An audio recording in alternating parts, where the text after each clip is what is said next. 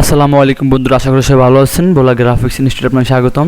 তো আজকে আমি আপনাদেরকে একটি দেখাবো, যেমন আমরা ফাইবারে কীভাবে অ্যাক্টিভ থাকতে পারি অলওয়েজ, ওইটা একটা ট্রিক্স দেখাবো।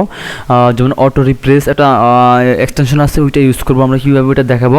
যেমন আমরা অনেক সময় ফাইবারে থাকবো না, কাজে থাকবো না, আমরা বাইরে কাজ করবো এবং ওখানে তো তাইলে আর আমাদের অ্যাক্টিভ দেখাবো না। সেক্ষেত্রে আমরা অটো রিপ্লেস ইউজ করতে পারি, এখানে কোনো প্রবলেম হবে না, অ্যাকাউন্টে কোনো সমস্যা হবে না, আর আপনার ফাইবার ধরতে পারবে না যে আমরা অটো রিপ্লেস ইউজ করছি কিনা। ঠিক আছে, তো এটা ইউজ করা মানে আপনার খুবই অ্যাকাউন্টটা অলওয়েজ 24 ঘন্টা অ্যাক্টিভ দেখাবে। ওকে, তো আমরা এখান থেকে প্রথমত আমরা কি করব, আমরা কর্নার গিয়ে এখানে থ্রি ডটে ক্লিক করব। থ্রি ডট ক্লিক করার পর আমরা মোর অপশনে ক্লিক করব। ক্লিক করার পর আমরা এক্সটেনশনে ক্লিক করব। এরপর আমরা ক্লিক করব, আপনার এখানে থ্রি ডটে ক্লিক করব। থ্রি ডট ক্লিক করে আমরা সরাসরি নিচে চলে যাব ওয়েব স্টোরে। ক্রোম ওয়েব স্টোরে যাওয়ার পর আমরা এখান থেকে আমরা সার্চ করব অটো রিপ্লেস এখান থেকে সার্চ করতে পারি, অথবা আমরা গুগল থেকে সার্চ করতে পারি। তো আমি গুগল থেকে ডাউনলোড করবো, আপনাদেরকে এখান থেকেও দেখাচ্ছি আমি। দেন এখানে আমরা অটো রিপ্লেস লিখলে চলে আসবে।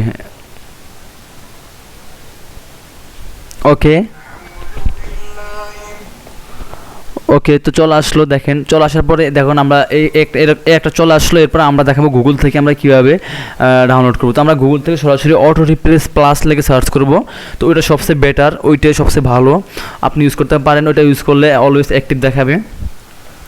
তো এখানে আমরা প্রথমটা এখানে ক্লিক করব। ক্লিক করার পর আমরা চলে যাব অটো রিপ্লেস প্লাস লেগে আসার পরে এখানে এরকম চলে আসবে। দেখেন অটো রিপ্লেস প্লাস ফেজ মোডে চলে আসছে। এখান থেকে আমরা ক্লিক করব। এখন চেকিং থাকবে, অ্যাড ক্রমে ক্লিক করার পরে এখানে চেকিং লেখা আছে। চেকিং কিছুক্ষণ চেকিং থাকবে, আপনার কিছুক্ষণ ভিতরে অ্যাড হবে এখানে।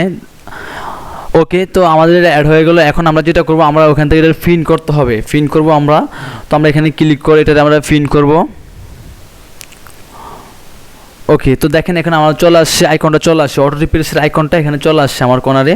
তো আসার পর আমরা এখন ফাইবারে গিয়ে আমরা এখান থেকে ক্লিক করব। অটো রিপ্লেস আইকনে ক্লিক করার পরে আমাদের একটা অপশন চলে আসবে। স্লো করতেছে কেন?